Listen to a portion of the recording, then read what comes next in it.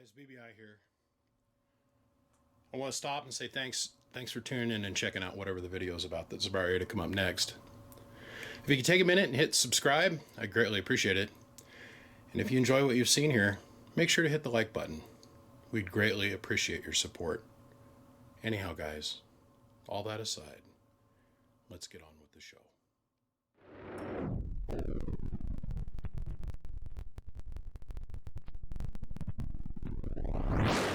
Money, it's your time, buddy.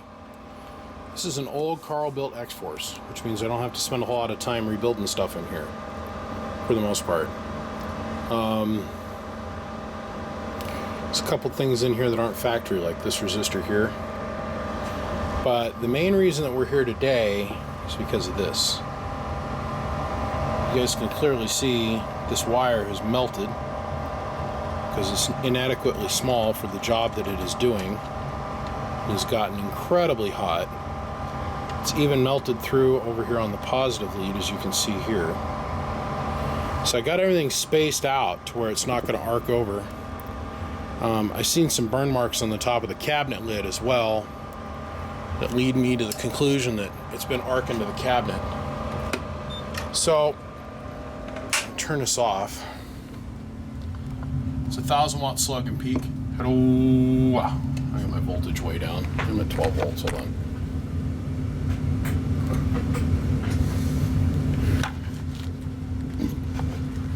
Okay, now we're up around 14. Hello. There's our 20 watts peak. 1,000 an average, 5 watt slug and reverse back from bird, 10,000 watt dummy load. Use a 2950 and a 5 watt slug between the 2950 and the X-Force 2x4. No pass-through resistance whatsoever. I turn the amp on, variables all the way open. Okay, so we're doing over 1,000 watts. Now this is hooked to the filtration cap inside the amplifier.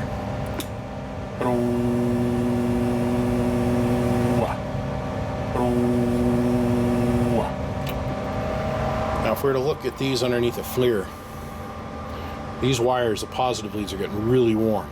Okay, so because of the fire damage here and the fire damage here, we're going to change all of this. Now, these old school rectifiers that are down inside this thing, we're very questionable about the quality of these things. They have a tendency to go very randomly. No one uses these anymore.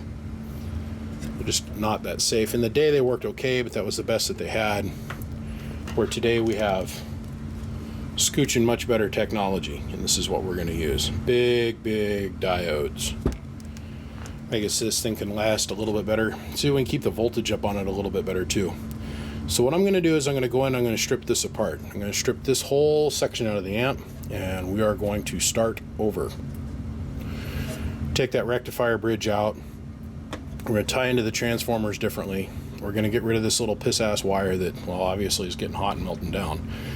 Because there's nothing else wrong with this amp. We're going to upgrade our power leads that feed the output transformers here. We're going to modify that just a little bit, help it pick up a little bit more amperage.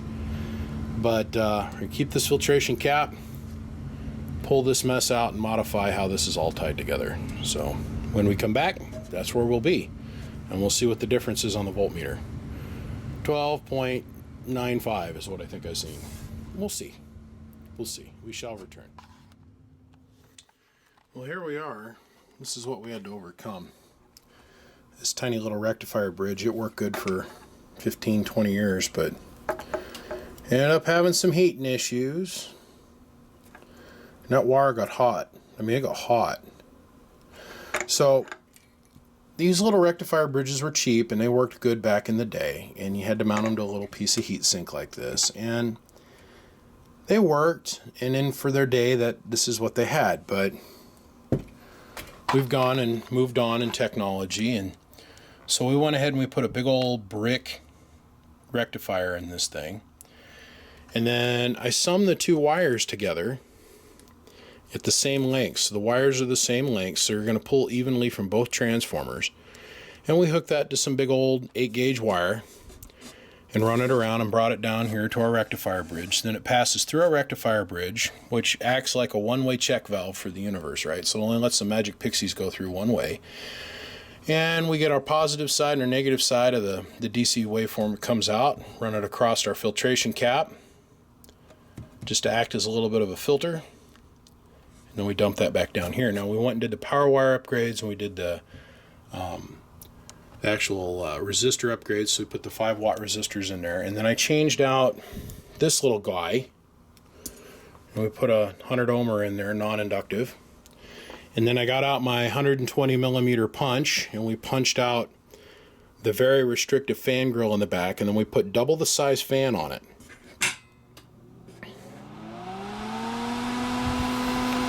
Which, believe it or not, with the case lid on, it's very quiet, and it moves a lot of air. Now I'm here to tell you, your heating problem days, they're gone. Now, I was looking on this thing, on the old oscilloscope and on the old spectrum analyzer. We'll fire those up so we can take a quick look at that. This thing is relatively clean for what it is.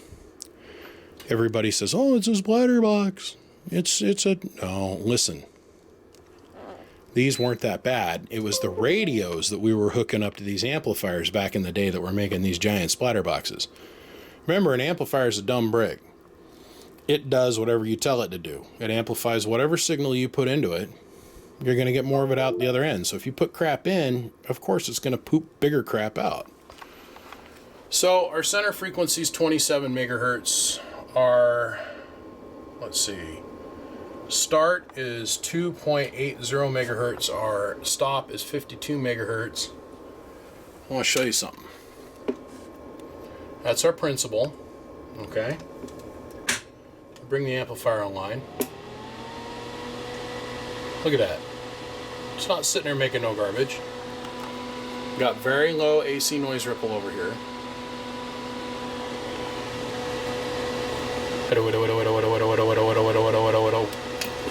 Now we can see on the side to sides, we can see that we've got our sideband harmonics that are present. I gotta be careful because that's touch screen. You can see our sideband harmonics are a little bit present. But nothing for us to get excited about. That's 50-60 dBms down, so it's a 1,000 watt slug and peak, 1,000 an average, 5 watt slug and inverse.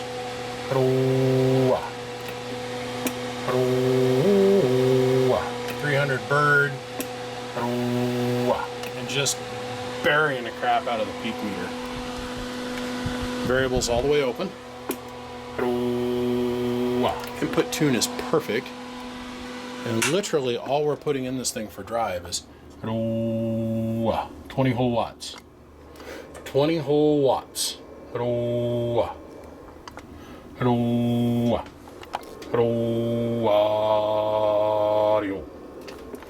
So we're putting clean power in it. It's producing clean power out the other end.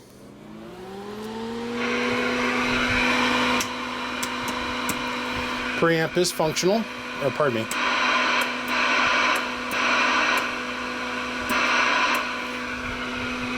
Preamp is 100% functional.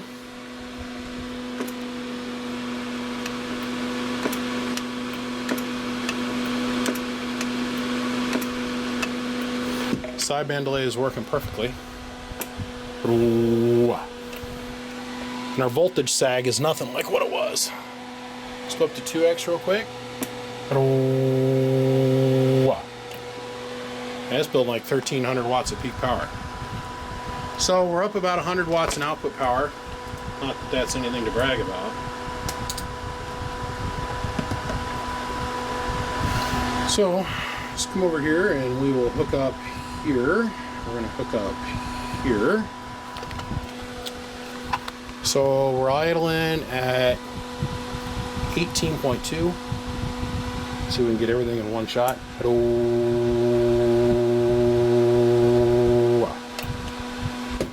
So we're 2 volts full higher than what we were before.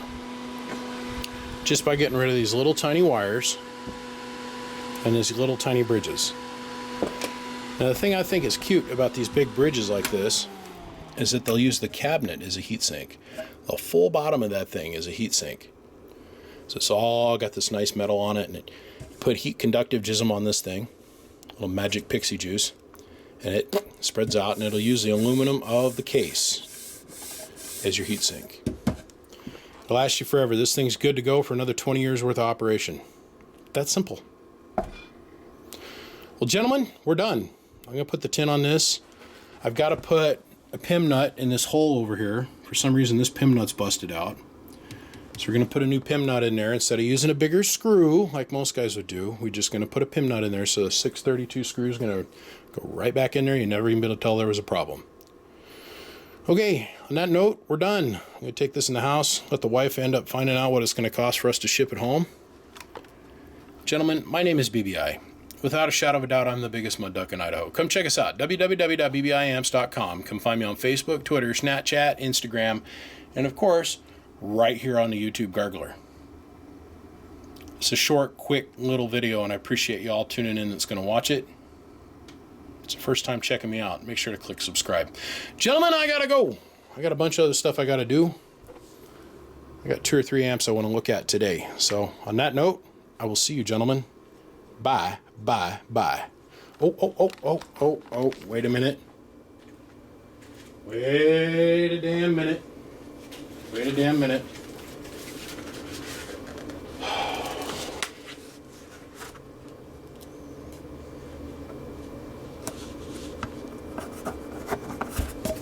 Okay. We're good to go now. All right, I'm out of here. We'll see you guys. Bye.